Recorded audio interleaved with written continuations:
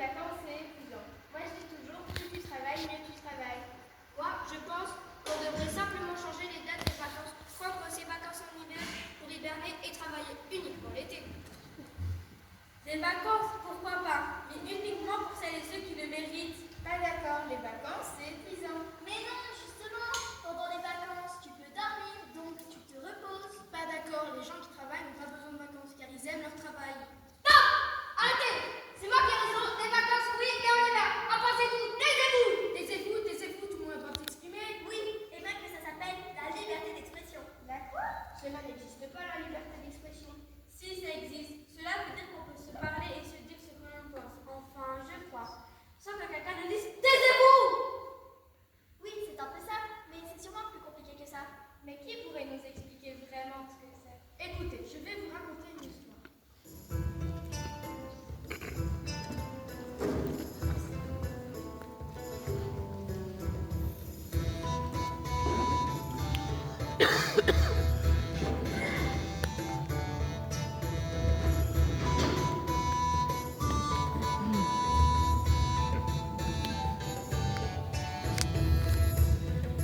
Il y a longtemps vivait un empereur qui aimait plus que tous les habits neufs. Il dépensait tout son argent pour être bien habillé. Il ne se souciait de rien d'autre. Il ne faisait rien pour son royaume. La seule chose qui l'intéressait était de montrer ses habits neufs. Il avait un costume pour chaque heure de chaque jour de la semaine.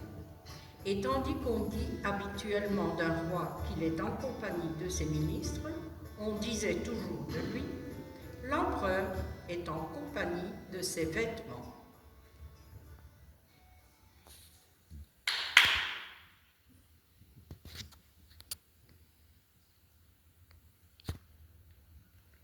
Ne me demandez pas si j'ai bien dormi. Dites-moi plutôt ce que vous pensez de ce pyjama. Oh, magnifique, très doux, somptueux. Et maintenant, j'aimerais mon costume de petit déjeuner.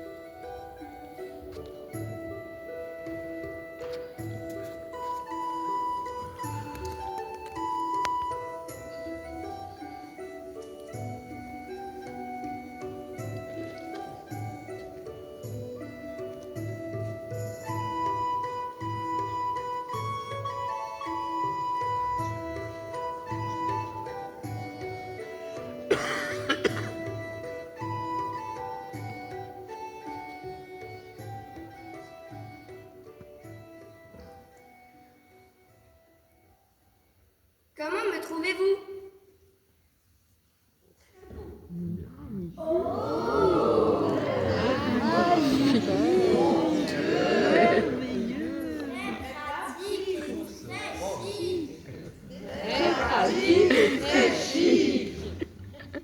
Merci, merci. J'adore plus que tout être fort bien habillé.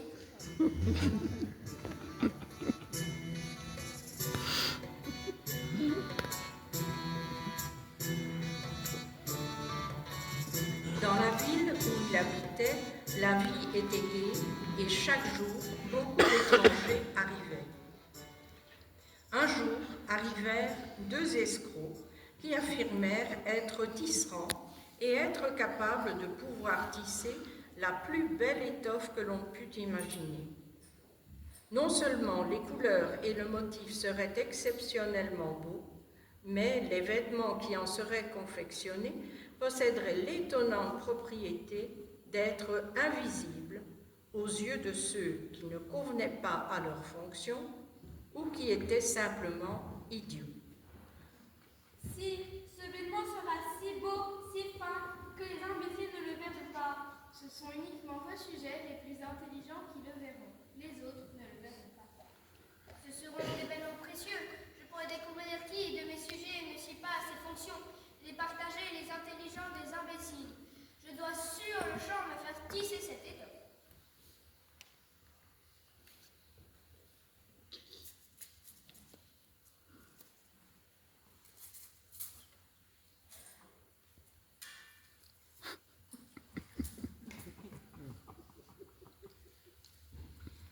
Ils installèrent 2 métiers à tisser, mais ils firent semblant de travailler, car il n'y avait absolument aucun fil sur le métier. Ils demandèrent de la soie, la plus fine, et de l'or, le plus précieux qu'ils prirent pour eux, et firent semblant de travailler. Je voudrais bien savoir où en sont-ils avec l'étoffe, se dit l'empereur. Mais il se sentait mal à l'aise à l'idée qu'elle soit invisible aux yeux de ceux qui sont sots ou mal dans leur fonction. Il se dit qu'il n'y avait rien à craindre pour lui-même, mais préféra dépêcher quelqu'un d'autre pour voir comment cela se passait. Chacun dans la ville connaissait les qualités exceptionnelles de l'étoffe, et tous étaient avides de savoir combien leurs voisins étaient inaptes ou idiots.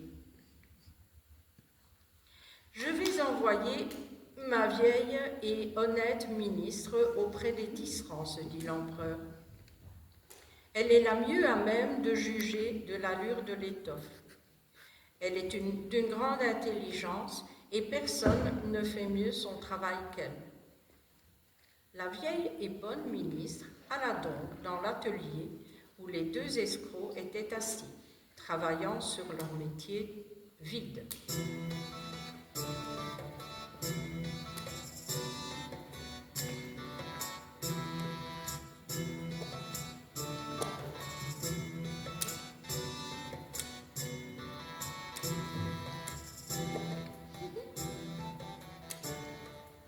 Mais je ne vois rien du tout.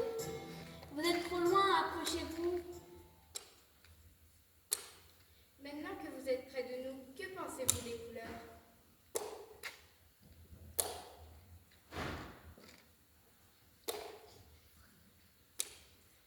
Il faut que je dise quelque chose, sinon je vais passer pour une imbécile. Ces couleurs sont magnifiques, merveilleux. Ce bleu, ce rouge, ce vert, tout cela fera beaucoup de belles couleurs, si j'en crois ce que je vois, bien sûr. Voilà qui est bien. Et qu'en pensez-vous des motifs? Je ne vois ni couleur ni motif, mais je ne voudrais pas passer pour une idiote.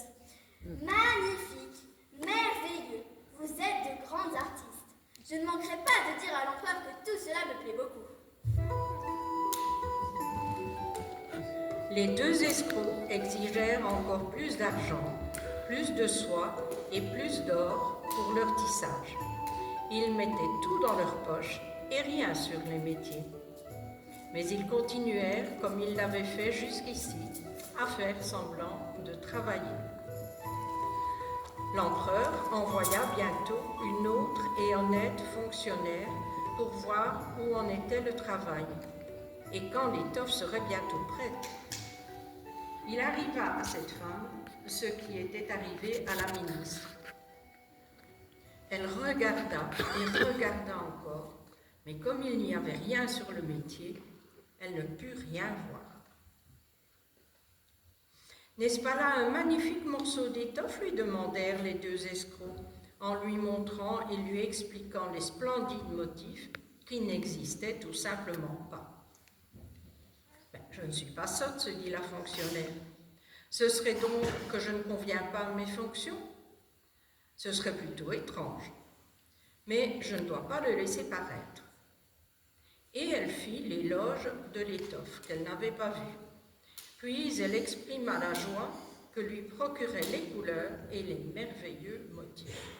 « Oui, c'est tout à fait merveilleux, dit-elle à l'empereur. Alors, mes chers ministres, comment avance mon prochain avis? Si, le travail de ces deux tisserands est une merveille. Leurs couleurs, leurs motifs sont les plus beaux qui soient. Toute la ville en parle, sire. Et oui, dans la ville, tout le monde parlait de la magnifique étoffe et l'empereur voulut la voir de ses propres yeux, tandis qu'elle se trouvait encore sur le métier. Accompagné de toute une foule de dignitaires, dont la ministre et la fonctionnaire, il alla chez les deux escrocs, lesquels s'affairaient à tisser sans le moindre fil. « N'est-ce pas magnifique ?» dirent les deux fonctionnaires qui étaient déjà venus. « Que votre majesté admire les motifs et les couleurs. » Puis elles montrèrent du doigt un métier vide, s'imaginant que les autres pouvaient y voir quelque chose. Mais je ne vois rien. C'est affreux. Serais-je sot? Ne serais-je pas fait pour être empereur? Ce serait bien la chose la plus terrible qu'il puisse jamais m'arriver. Bon, je vais faire comme si je voyais la même chose que tout le monde ici. Oh, magnifique, splendide, parfait. Je donne ma plus haute approbation. Merci, sire. C'est un grand honneur de travailler pour vous. Un grand honneur. Il faudrait organiser un bal, un défilé, pour montrer votre nouveau costume à votre grand-père. Bien, nous allons organiser cela. Mais avant, je tiens à vous décorer de la médaille du mérite.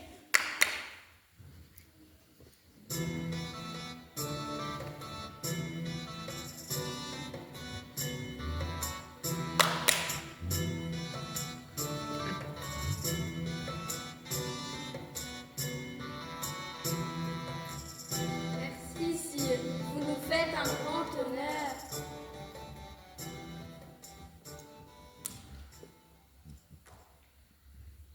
La nuit qui précéda le matin de la fête, les escrocs restèrent à travailler avec 16 chandelles. Tous les gens pouvaient se rendre compte du mal qu'ils se donnaient pour terminer les habits de l'empereur. Les tisserands firent semblant d'enlever l'étoffe de sur le métier, coupèrent dans l'air avec de gros ciseaux, cousirent avec des aiguilles sans fil et dirent finalement: « Voyez, les habits neufs de l'empereur sont à présent terminés. Voyez, Majesté, voici le pantalon, voilà la veste, voilà le manteau, et ainsi de suite. C'est aussi léger qu'une toile d'araignée. On croirait presque qu'on n'a rien sur le corps, mais c'est là toute la beauté de la chose. » Oui, oui, dirent tous les courtisans, mais ils ne pouvaient rien voir, puisqu'il n'y avait rien. Votre Majesté impériale veut-elle avoir l'insigne bonté d'ôter ses vêtements afin que nous puissions lui remettre les nouveaux, et là, devant le grand miroir?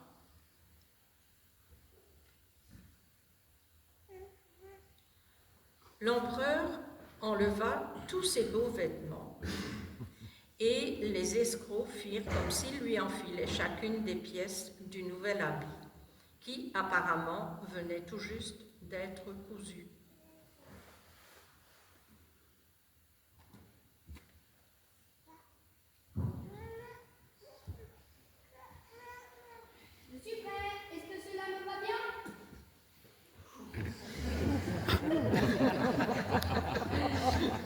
C'est ainsi que l'empereur marchait devant la procession et tous ceux qui se trouvaient dans la rue ou à leurs fenêtres disaient « Les habits neufs de l'empereur sont admirables.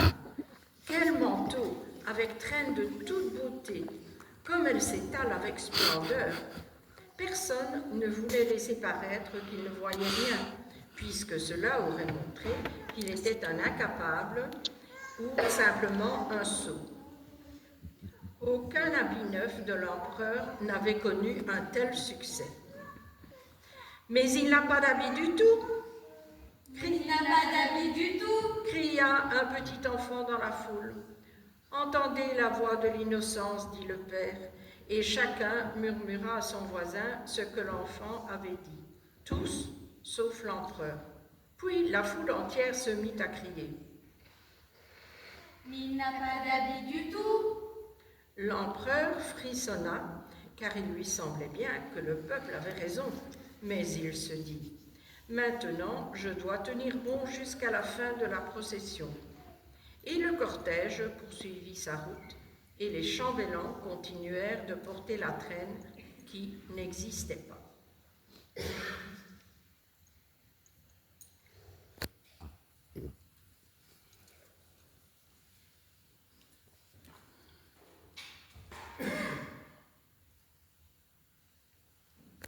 Avez-vous aimé mon histoire? Oui, elle était super. Mais c'est quoi le rapport avec la liberté d'expression? Le rapport, c'est que personne ne voulait avoir l'air idiot, donc personne ne s'exprimait librement dans ce royaume. Personne n'osait dire à l'empereur qu'il était tout nu, et que les deux escrocs ne lui avaient fabriqué aucun vêtement. Mais il y a quand même un enfant qui a fini par le dire, et grâce à lui, tout le monde l'a dit. Et l'empereur n'a puni personne, car il se sentait lui-même idiot d'avoir fait les deux disserants. Suite à toute cette histoire, l'empereur a décidé que tout le monde avait le droit à la liberté d'expression. Il a donc inscrit cette loi dans la Constitution. Je vous la lis. Article 11. Liberté d'expression et d'information. Toute personne a droit à la liberté d'expression. Ce droit comprend la liberté d'opinion et la liberté de recevoir ou de communiquer des informations ou des idées sans qu'il puisse y avoir ingérence d'autorité publique et sans considération des frontières.